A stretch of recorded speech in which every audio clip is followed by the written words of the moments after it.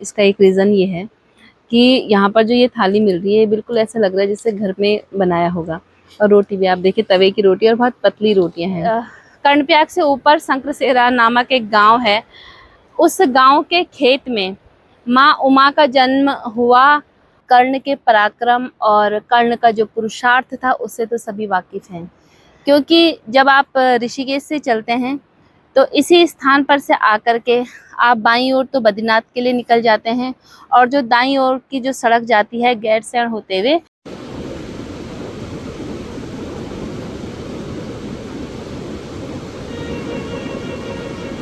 नमस्कार, मैं डॉक्टर ममता कुंवर आप सबका स्वागत करती हूँ एक और नई वीडियो में। अपनी सांस्कृतिक धरोहरों, अपनी अमूल्य विरासतों के क्रम में आइए एक नई वीडियो की शुरुआत करते हैं।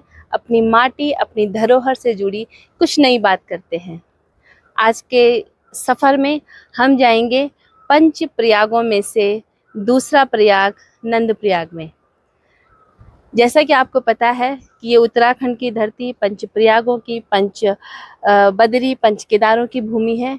तो इस श्रृंखला में हम आपको प्रयागों के दर्शन कराइए। तो आइए अपने सुहाने सफ़र को आगे बढ़ाते हैं और पंच प्रयागों में दूसरे प्रयाग नंद प्रयाग के दर्शन करते हैं।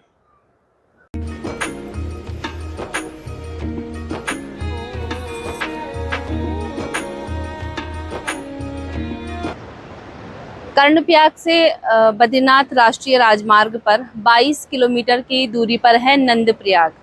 नंद प्रयाग पंच प्रयागों में से, यदि आप बद्रीनाथ से चलें तो पहला विष्णु प्रयाग और दूसरा है नंद प्रयाग।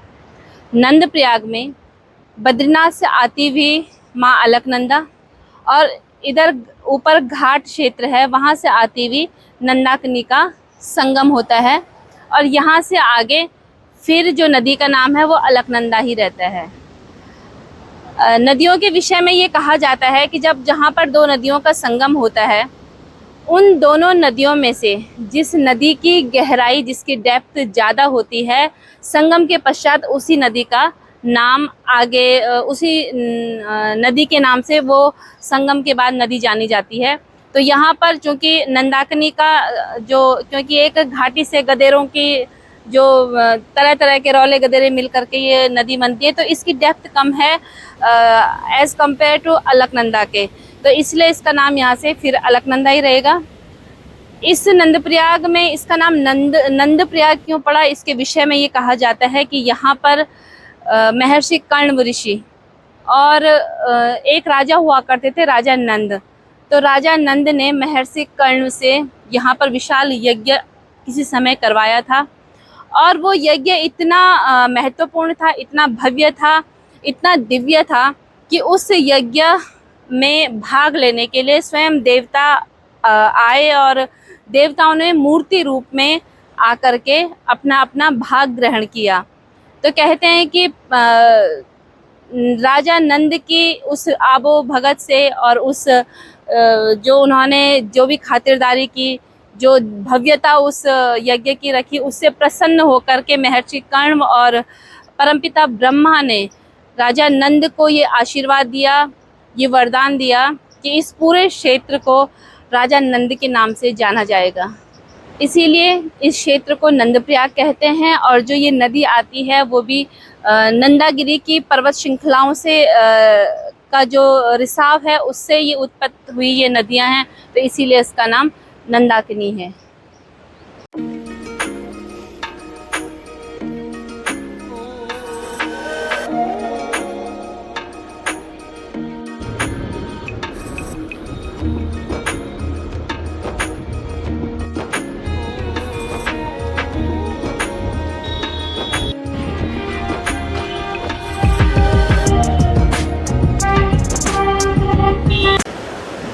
रुद्रप्रयाग से लगभग 35 किलोमीटर की डिस्टेंस पर बद्रीनाथ राष्ट्रीय राजमार्ग पर स्थित है कर्णप्रयाग। कर्णप्रयाग पंच प्रयागों में तीसरा प्रयाग है। जैसे कि नाम से ही विदित हो रहा है कि इस प्रयाग का नाम कर्ण के नाम पर रखा गया है। कर्ण के नाम पर क्यों इस प्रयाग को कहा जाता है, इसके पीछे एक पौराणिक कथा है। पौराणिक महत्व है इस प्रयाग का। लेकिन इससे पहले जान लेते हैं कि इस प्रयाग में किन दो नदियों का संगम होता है। ये जो सामने से आ रही है, ये ऊपर पिंडर घाटी है। तो पिंडर घाटी से ही ये नदी जो आ रही है, इसका नाम है पिंडर। और बद्रीनाथ, बाईं ओर से जो बद्रीनाथ क्षेत्र है, बद्रीनाथ क्षेत्र से माँ अलकनंदा का अविरल प्रवाह जो विष्णु प्रयाग और नंद प्रयाग के बाद यहाँ कर्ण प्रयाग में है। तो इन दो नदियों का संगम पिंडर घाटी से पिंडर नदी का और बद्रीनाथ से अलकनंदा का संगम स्थल जो है वो यहाँ पर कर्ण प्रयाग में होता है। जैसे कि पहले की वीडियोस में भी हमने कहा कि क्योंकि जो डेप्थ है नदियों की, तो अलकनंदा नदी की डेप्थ पिंडर नदी से ज़्यादा है, तो इसलिए इस संगम के बाद भी इस नदी को अलकनंदा नदी के नाम से जाना जाता है। तो ये है कर्णप्रयाग, जो मेन प्रयाग है उस समय हम यहाँ पर हैं। तो आप देख रहे होंगे कि जो पिंडर घाटी का जो पानी है आजकल अप्रैल के महीने में दूधिया है, बिल्कुल दूधिया सफ़ेद की तरह। और ठीक इसी तरीके से भी ऊपर, क्योंकि ग्लेशियर पिघल रहे हैं, बारिश का मौसम नहीं है, तो पानी बिल्कुल साफ दूधिया रंग का है। तो आप इस सुंदर नज़ारे को देख सकते हैं कर्णप्रयाग का।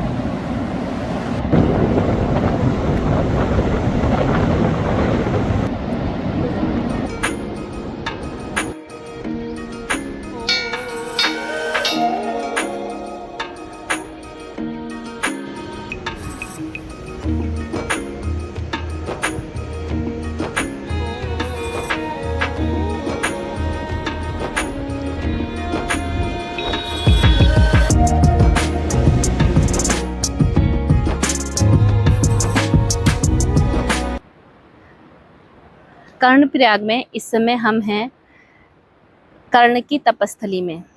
जिस स्थान पर अभी हम हैं, ये पीछे आप देख रहे होंगे, तो ये मंदिर है कर्ण श्री कृष्ण का मंदिर। महाभारत काल में कर्ण के पराक्रम और कर्ण का जो पुरुषार्थ था उससे तो सभी वाकिफ हैं। तो ये मान्यता है इस स्थान के बारे में कि यही वो स्थान है जहाँ पर कर्ण ने सूर्य देव की उपासना की, उनकी तपस्या की, और सूर्य देव ने प्रसन्न होकर के कर्ण को विश्व पराक्रमी बनने के लिए और उसके पुरुषार्थ के लिए उसको कवच और कुंडल प्रदान किए थे। ये कवच और कुंडल रहते हुए कर्ण का कोई भी बाल भी बांका नहीं कर सकता था। इसलिए महाभारत की जो कथा है उसमें ये वर्णन आता है कि किस प्रकार से छल के द्वारा कर्ण से वो कवच और कुंडल निकाले जाते हैं और तब जाकर के कर्ण का वध किया जाता है। हालांकि कर्ण ने महाभारत में एक उस पक्ष का साथ दिया था जो अधर्म के रास्ते पर था, लेकिन कर्ण को उसकी दानवीरता के लिए, उसके पराक्रम के लिए और मित्रता निभाने के लिए युगों युगों तक याद किया जाता है। इसीलिए कहा जाता है कि आप चाहे पक्ष हो या विपक्ष, लेकिन आपका जो पुरुषार्थ है, आपका जो पराक्रम है, आपके जो सिद्धांत हैं, उसी के कारण ही आप अमर होते हैं। तो कर्ण के नाम पर ही ये पूरा जो क्षेत्र है वो कर्ण नगरी कहलाती है, कर्णप्रयाग कहलाता है। और कर्णप्रयाग दो नदियों के संगम होने के साथ साथ में गढ़वाल और कुमाऊं मंडल का भी संगम स्थल है, क्योंकि जब आप ऋषिकेश से चलते हैं तो इसी स्थान पर से आकर के आप बाईं ओर तो बद्रीनाथ के लिए निकल जाते हैं, और जो दाईं ओर की जो सड़क जाती है गैरसैंण होते हुए वो कुमाऊं की तरफ रानीखेत अल्मोड़ा के लिए निकल जाती है। ये जो कर्णप्रयाग का बाजार है ये बहुत पहले व्यापारिक दृष्टि से भी बहुत महत्वपूर्ण था, क्योंकि कुमाऊं से और गढ़वाल से जो आवाजाही होती थी, जो सामानों का आदान प्रदान होता था, तो कर्णप्रयाग उसका एक मुख्य केंद्र था। इसके अतिरिक्त उत्तराखंड गढ़वाल हिमालय में नंदा राजजात जो हिमालयी महाकुंभ हर 12 वर्ष में आयोजित होता है, तो उसका भी ये मुख्य पड़ाव माना जाता है, क्योंकि इसके बाद से ऊपर जो ईड़ा बदाणी है जहाँ से राजजात यात्रा प्रारंभ होती है, तो नंदा राजजात यात्रा के लिए भी कर्णप्रयाग एक आकर्षण का केंद्र है, एक आधार है। कर्ण मंदिर के इस परिसर में, कर्ण मंदिर के ठीक बगल में लगे हुए यहाँ के क्षेत्रपाल देवता का मंदिर भी है, जिन्हें परावल देवता कहते हैं। तो हर एक जगह के अपने अपने भूमियाल देव हैं, अपने अपने क्षेत्र रक्षक देव होते हैं। तो यहाँ के जो क्षेत्र रक्षक देव हैं, क्षेत्रपाल देवता हैं, उन्हें परावल कहते हैं। इस मंदिर परिसर में भगवान श्री राम का भी मंदिर है। और इसके अतिरिक्त नदी के दूसरी ओर जहाँ से संगम जाने का रास्ता है नीचे, वहाँ पर देवाधिदेव महादेव का मंदिर है, शनि मंदिर है, गणेश मंदिर है। और उसी तरफ सड़क के ऊपर माँ उमा देवी का मंदिर है। उमा देवी को पुराणों में जो नव दुर्गाओं में दूसरे स्थान पर है माँ ब्रह्मचारिणी, तो उमा देवी को ब्रह्मचारिणी भी कहते हैं। और यहाँ की जो लोकल जो जनश्रुति है, उस जनश्रुति के आधार पे ये कहा जाता है कि जो कर्णप्रयाग के ऊपर एक गांव है शंकरसेरा, तो कहते हैं कि शंकरसेरा गांव में माँ ने खेत में जन्म लिया था। और इधर डिम्मर गांव है, तो डिम्मर गांव के एक व्यक्ति के स्वप्न में आकर के माँ जगदम्बा कहती है कि मेरा प्रादुर्भाव शंकरसेरा के खेत में हुआ है, लेकिन मैं चाहती हूँ कि मेरा जो स्थान हो, जो मुझे स्थान मिले, और गढ़वाली में कहते हैं थान देना, तो वो कर्णप्रयाग में दो नदियों का जो संगम है उस स्थान पर मुझे स्थान चाहिए। तो कहते हैं कि डिम्मर गांव के उस व्यक्ति ने जब अपने गांव में बातचीत की होगी, और जब वो वहाँ शंकरसेरा में गए होंगे, तो उन्होंने देखा कि वहाँ पे एक नन्ही बच्ची है उस खेत में।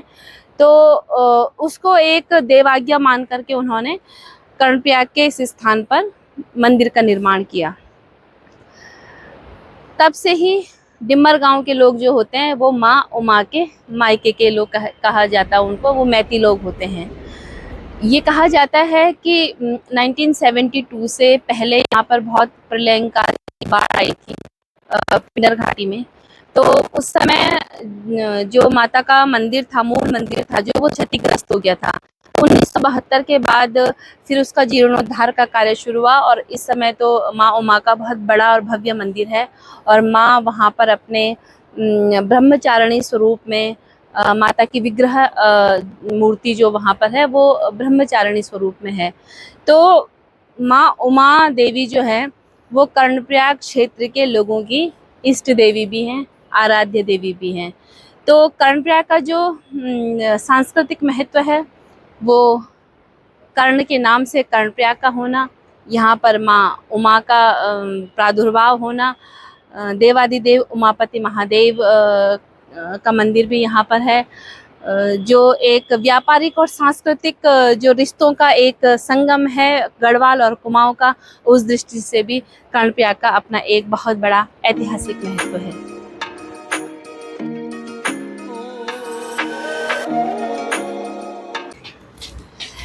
इस बार के सफ़र की जो एक और विशेष बात रही है वो रहा है हमारा भोजन। परसों जब हम आए थे तो हमने इसी जगह पर दिन का लंच किया था, और आज भी हम यहाँ पर कर रहे हैं। इसका एक रीज़न ये है कि यहाँ पर जो ये थाली मिल रही है बिल्कुल ऐसा लग रहा है जैसे घर में बनाया होगा। और रोटी भी आप देखिए, तवे की रोटी, और बहुत पतली रोटियाँ हैं। दूसरा ये कि जो ये भवानी गंगा भोजनालय है, यहाँ पे इस तरीके से सैकड़ों इस यात्रा रूट पर सैकड़ों ऐसे छोटे छोटे ढाबे खुले हुए हैं। और ये हैं यहाँ के लोकल लोगों के। यहीं ऊपर पर गौचर से यदि आप आते हैं तो 5 किलोमीटर पर, और यहाँ से कर्णप्रयाग 3 किलोमीटर के डिस्टेंस पर है। तो यहाँ पे जो भाई लोग हैं ये हैं ऊपर सिरण गांव के। तो इन्होंने अपना एक छोटा सा व्यवसाय यहाँ पे शुरू किया है। तो एक पर्यटक होने के नाते एक हम लोग अब जब तीर्थाटन पे निकलते हैं तो एक हम लोगों का ये दायित्व होता है, और हमारी ये नैतिक जिम्मेदारी भी है कि हम अपने भाइयों को इस तरीके से उनके इस छोटे छोटे जो उद्योग उन्होंने शुरू किए हुए हैं, जो अपना घर में रहते हुए ये काम शुरू किया हुआ है, इनको हम प्रमोट करें। तो आपसे भी निवेदन है क्योंकि तो आप यहाँ पर रुकें, क्योंकि यहाँ की जो लोकेशन है यहाँ पे बहुत अच्छा है। और सबसे अच्छा क्या है कि यहाँ पे जो पानी का स्रोत है वो प्राकृतिक जल स्रोत है, तो पानी की कहीं कोई कमी नहीं है। आप आराम से गाड़ी लगाइए, अपनी कार को वॉश करिए, खुद भी तरोताज़ा हो जाइए और पौष्टिक और स्वादिष्ट खाना खाइए।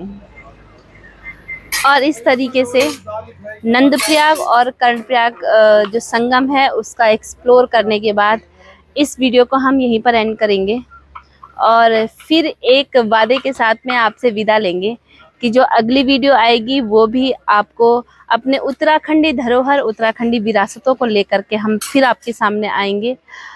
आपसे फिर एक निवेदन भी साथ ही साथ कि यदि आप इस वीडियो को फेसबुक पर देख रहे हैं तो मुझे फॉलो करना ना भूलें, और अपने दोस्तों से भी डॉक्टर ममता कुंवर पेज को फॉलो करवाएं, शेयर करवाएं, और अपनी सांस्कृतिक विरासतों को विश्व फलक तक पहुंचाने में हमें सहयोग करें। और यदि आप इसे यूट्यूब चैनल पर देख रहे हैं तो डॉक्टर ममता कुंवर चैनल को आप लोग ज़रूर सब्सक्राइब करवाएं अपने साथियों से भी, और हमारा सहयोग कीजिए। और आप लोगों का जो प्यार आशीर्वाद मिलता है हम लोगों को, और कमेंट्स के माध्यम से जो आप अपनी जो शुभेच्छाएं हमको भेजते हैं और जो अच्छी अच्छी टिप्पणियां आप लोग करते हैं, तो वो हमें प्रेरित करती हैं कुछ नया करने के लिए, कुछ अच्छा करने के लिए। तो इन्हीं शुभेच्छाओं के साथ में आपसे विदा लेते हैं, फिर मिलेंगे एक नई वीडियो में। तब तक आप लोग अपना ध्यान रखिएगा, स्वस्थ, आनंद, मस्त और व्यस्त रहिएगा। नमस्कार।